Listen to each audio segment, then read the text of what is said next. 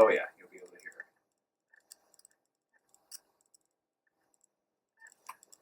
Should I?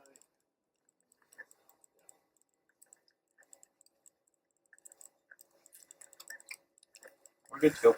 Good morning. Gotta turn on your mic, David. Sorry, I need to rephrase that.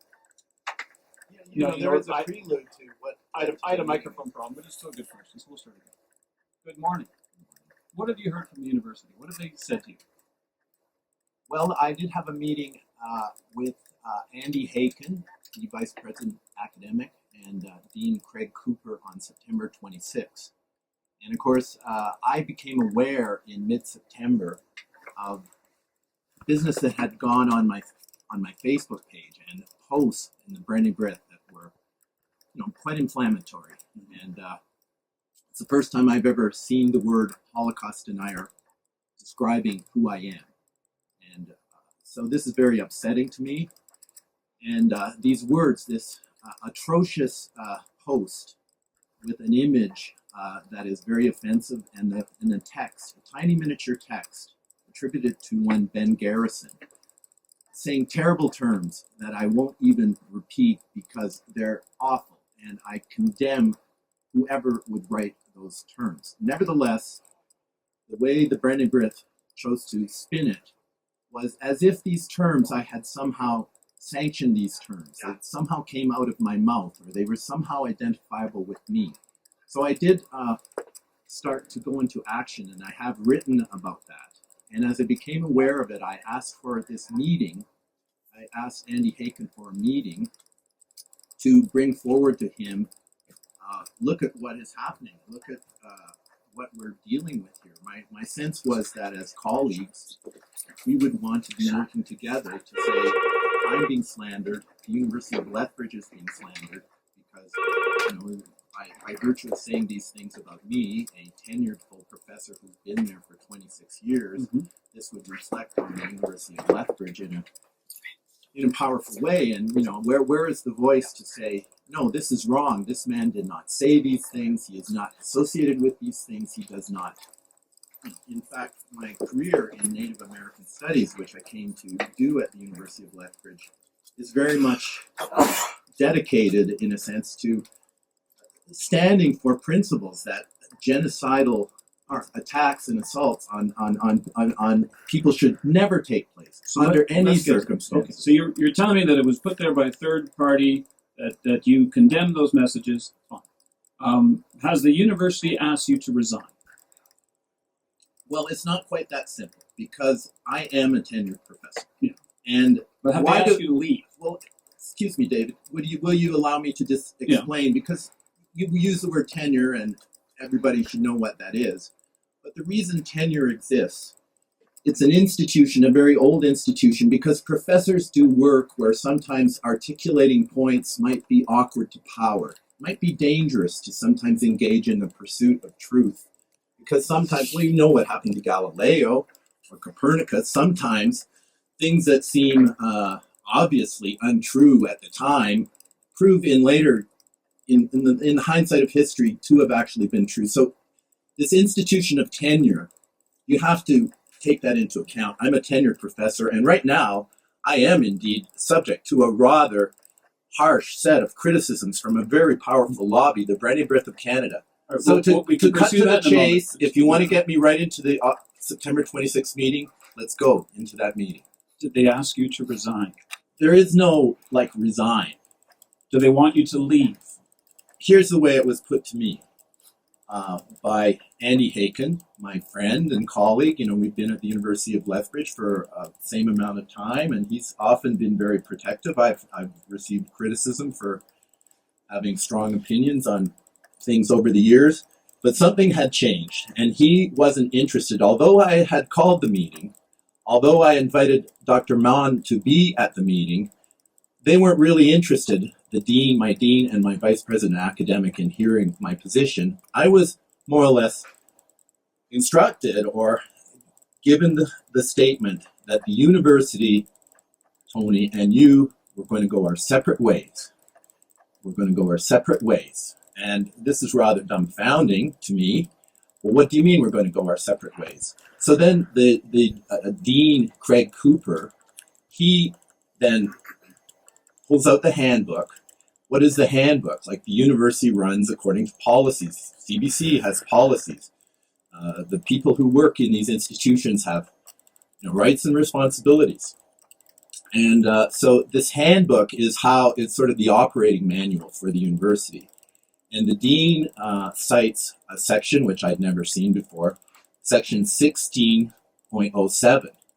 And it says, and I can't say it exactly what it says, but to paraphrase, it says that it is possible to, terminate a tenured professor, providing there is mutual agreement. And are you agreeing to leave? And so basically, in the room, when this question came up, and I was able then, with great difficulty, to put my case forward that we should be together, the University of Lethbridge, which is being smeared and misrepresented, and I, who am being smeared and misrepresented, we shouldn't be apart. So I indicated that I wasn't prepared to have the discussion in the room, in private, about whatever it might be that might be offered to me to make it possible that I would agree to leave voluntarily. So this is a negotiation that is possible, but generally speaking, I'm teaching a class right now. I have to meet my students Wednesday night. I have to deal with the horrendous things that have been published about me, even said by my own university president. I'm going to pause you there for a moment.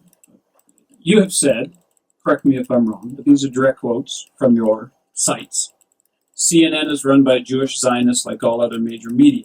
I don't recall saying that. Where do you pick that up? This is from your flag. Somebody that posted it on my site, or something I said. Did you accuse CNN political anchor Wolf Blitzer of being a leader in this conspiracy? Now, you're acting like an inquisitor. I'm just asking you yes or no. Did you I say can't this or not? remember. Like, why wouldn't you give me...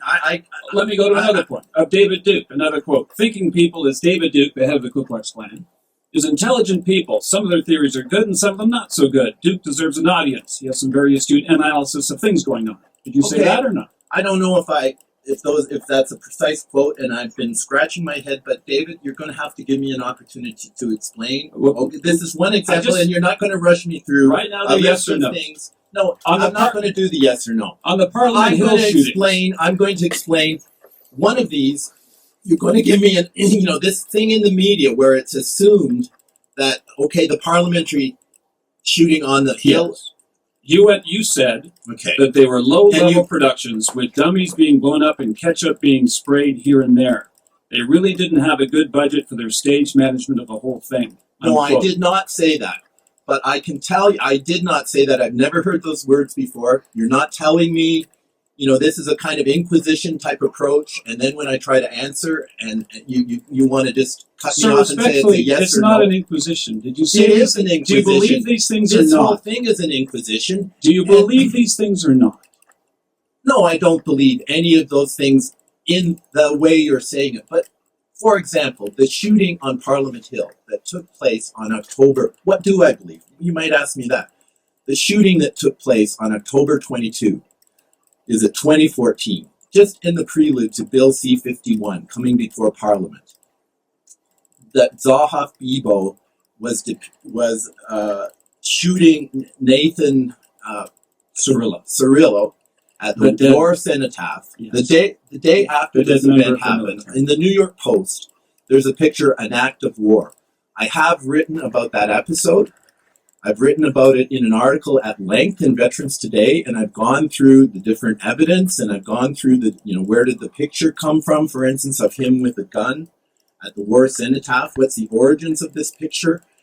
I've gone through, I've done analysis of that event, and the kind of analysis that I'm now doing on a weekly basis on a show called False Flag Weekly News, and go ahead and look up what we do there, because these allegations are in and around the subject of False Flag Weekly News. You can go to that and see what I think about these subjects. So, yes, the Parliamentary Hill shooting, I think, has not been properly investigated.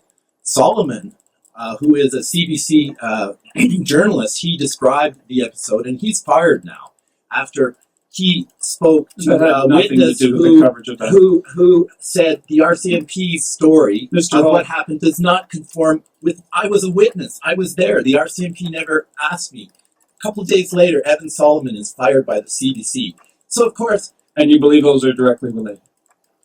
what those? You have to describe your terms, David. You Those. just talked about the firing of Evan Solomon. I'm not going to go down this road with you. You have plenty of platforms elsewhere, but I want to know. No, I don't have plenty of platforms. This is the one platform. Well, you do. It's called the University of Lethbridge. Do you teach your ideas to the students at the University of Lethbridge? Well, what choice would I have, David? Should I teach somebody else's ideas? And when the president of the University of Lethbridge in the Lethbridge Herald is quoted as saying, Professor Hall does not speak for the students, fine. For the University of Lethbridge, fine. For the faculty, well, of course I can't speak for all the faculty. We're all in our different specialties. But I am faculty, and I do speak for myself.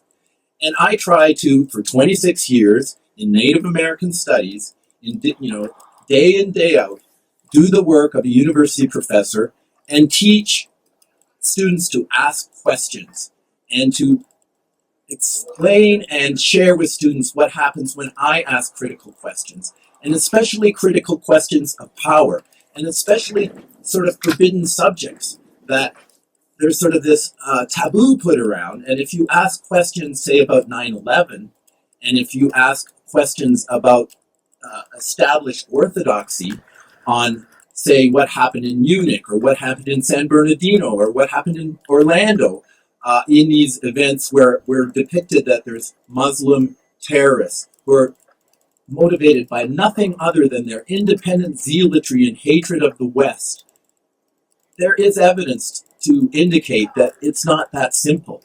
There is evidence to indicate that the Islamic State in Syria is getting help from the United States. Mr. Hoff, can I ask, do you think you use your position as an academic, a tenured professor, as you tell me time and again, to give some of these ideas, many would call conspiracy theories, you can call them what you wish, but that's just a general term. Do you think you use them to give your ideas credibility? Well, I would challenge you to define what a conspiracy theorist is. What a conspiracy theory is. There are weaponized terms. And, of course, you might notice that the term anti-Semitic conspiracy theorist comes up. Like, I run into this term when I did my recent investigation into what's happening with Joy Kariga at Oberlin University. And I've written an article in American Herald Tribune, of which I'm editor-in-chief, called Zionist Thought Police Wreak Havoc on Campus. And you can look that up. And so I do believe that there is a terrible abuse of these weaponized words, that I am the aggrieved party here, that words have been You're put the in aggrieved my... party. Yes. So let me words, ask, on that final note, can we go back to the notion that the University of Lethbridge has told you they would like to part ways with you? No, Have I got the terminology David. right? No, not anywhere near. That's the phrase you used. Correct me where I'm wrong. What is a university? I've been at the university for 26 years. I'm doing my job in the university as I have been doing for 26 years. I am part of the university. The university is not some entity outside of me. Now, the president of the university, Mike Mahon, he's come a few years ago. He got his promotions at the University of Alberta. He's been in town for a few years, and he says Tony Hall does not speak for the faculty, and he is joining with the Brenny Grith in a very, I think, unjustified and reprehensible abandonment of the principles of academic freedom and the principles that we need to defend the University of Lethbridge as a place where there can be open inquiry, where people can ask questions, where you don't have this paranoia being created and somehow people being targeted as I am being targeted, unlike, this is a very horrific onslaught, post after post after post from the Bernie Grith, all these characterizations, you just getting this list, God knows where you got it, of these words that you're just saying like you're the chief judge in an inquisition. But I mean quotes you have said on different issues, sir. And why don't you look at what I have written, like the big books I have written, one that got the Alberta Book Award. Why if I can just be clear on one issue, is it from what I'm getting from you, and correct me if I'm wrong, it sounds like you have no intention of leaving the University of Lethbridge. Oh no, right now it's on my shoulders to defend the University of Lethbridge and to defend for all the faculty in Canada the principle of academic freedom, because that responsibility has been abandoned by the administration of my university. So it's left for me, and it's appropriate that I do so. I'm a senior academic in an Alberta university. I'm being smeared, I'm being targeted, I'm being lied about, I'm being misrepresented, and no, I'm not going to wilt away in fear. I'm here talking to you. You've obviously got an agenda. You wouldn't allow me to bring in Jeremy Rothe-Kushel, who's come from Kansas, especially to be with, to speak to these issues as a Jewish man of conscience who condemns the Bernie Breath. Many Jewish people don't like the Bernie Breath, who's Jewish people who understand that its primary purpose in its own writing is to advocate for the security of Israel. Fine, do that work, but this is not the same as a Canadian organization, trying to build I up did our very country, early on, trying to 15 minutes ago. deal with So. Canadian interests first.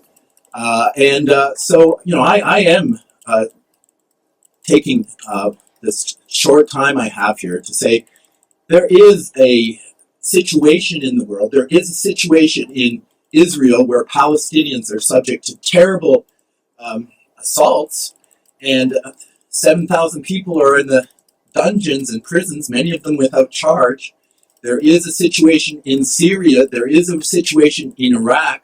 Millions of mostly Muslim people are suffering onslaughts militarily, but also psychologically, because there is an onslaught of hate speech towards Muslims justified by, starting on 9/11, this depiction that it's Muslim people doing all these violent acts. I do know the source now of that image. It's not what it was said to be. The image, the cartoonist, I've been in touch with Ben Garrison. And Ben Garrison sent me the real photograph. This is a photoshopped image. And incidentally, the face doing the assault of what is called the Orthodox Jew in the image, that face is photoshopped. That is Ben Garrison himself. And the text, he says, comes from Joshua Goldberg, because obviously my research, I want to find out, where does this image really come from? It doesn't, I didn't write it. It doesn't come from me. It doesn't reflect my views. I don't know about Glenn, but he didn't write it. Glenn Davidson, who lives in Lethbridge, he's the one who allegedly posted it, and then it was taken down. But beneath that, who created this image? Who created that text? That text is horrific in its disgusting nature, and we need to know who created that text. And apparently it's a person called Joshua Goldberg, according to Ben Garrison, who is often... So if I've got you clear on this, you think somebody put it on your page to get you in trouble? Is that what you're telling me? I don't know. Maybe Glenn just put it on the page on his own. You ask him on his own. Maybe somebody influenced him to do it. But in any case, the deeper issue as a conscientious researcher that I'm trying to, I've done the work and I made the contact and I'm telling you news. This is important news that should be followed up upon. And anyway, I can show you the images. I can show you the correspondence with Ben Garrison. So I've done my own research on what is the genesis of this image. Now magazine in Toronto, actually Bernie Farber, who wrote this piece in September 7th, in a big magazine, a giveaway magazine in Toronto called Now, he actually does put these words in my mouth as if I'm saying them. He talks about Alberta as a place where so-called Holocaust deniers are very comfortable. We're all bigoted. I guess he's referring to the way the Keekster's trial was depicted and all. Sorry, Bernie Farber, but we have Rachel Notley in Alberta. You have Rob Ford in Toronto. Like, the way this image and the words associated with it have been spun and used, and I'm giving one example, a very important example, because Bernie Farber has an important role in the Canadian Jewish Congress, and he has said slanderous, actionable things about me by putting words in my mouth that I did not say, that I do not stand for, and by creating this whole background of Alberta being a place of bigotry and hatred. And so I'm responding to this by saying, we're in Alberta here. We have Rachel Notley as a premier. You had Rob Ford as your mayor of Toronto. Don't lecture. Don't try to smear all Albertans out of this one little, this mountain out of this idea that somehow if anything appears on your Facebook, whether somebody else posted it, it will immediately be reflected on the person whose Facebook on which it appeared, and then there's a whole agenda about contact Facebook, and Facebook should regulate itself. And if you've been following the material on this, you'll know how important that was in the way that Brenny Birth first spun this story. Thank you for joining us. Thank you, David, and thank you for making the time to have some sort of hearing on these matters. Very important matters that require a lot of community discussion. We can't just allow this to be put in simple framework of good or bad, right or wrong. I mean, there is issues here, and the issue front and center right now is indeed academic freedom at the University of Lethbridge and the institution of tenure.